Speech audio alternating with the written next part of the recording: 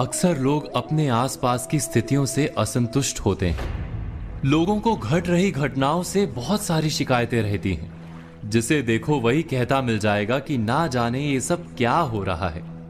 किसी का भी इस तरह व्यथित होकर प्रतिक्रिया देना और कुछ नहीं, उसके नजरिए यानी दृष्टि के कारण है।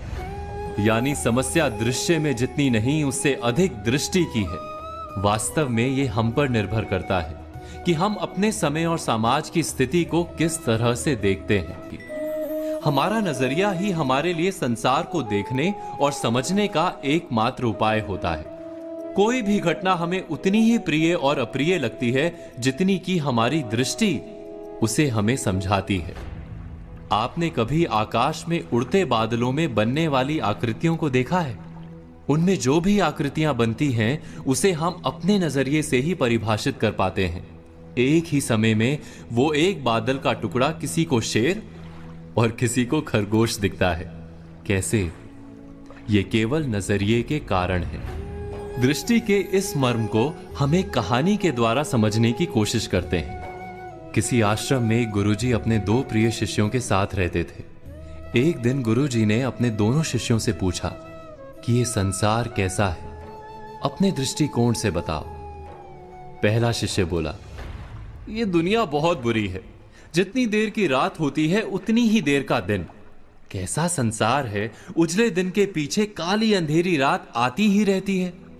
अंधेरी रात को नष्ट करके केवल दिन दिन ही रहना चाहिए, बस केवल उजाला रहे। पहले शिष्य के बाद दूसरे शिष्य ने संसार को लेकर अपना नजरिया गुरुजी के सामने रखा।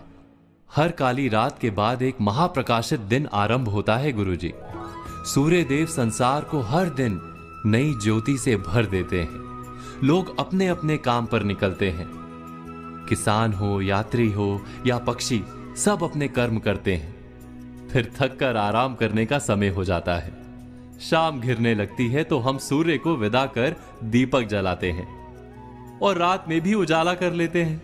आसमान चमकीले तारों से भर जाता है। चंद्रमा का उदय होता है। रात के साथ दिन का क्रम बना रहना बहुत आवश्यक है, अन्यथा हम प्रकाश का महत्व कैसे समझ पाएंगे? गुरुदेव ने दोनों के नजरिए को समझा। संसार वही एक है।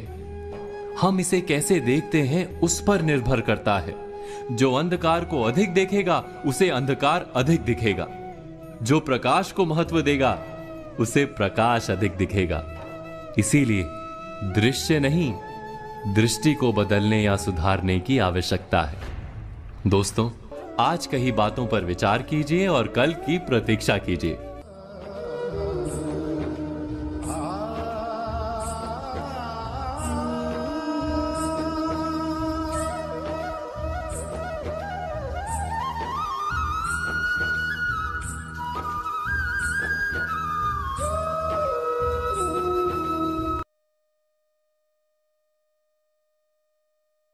प्रेम से कहो राधे राधे।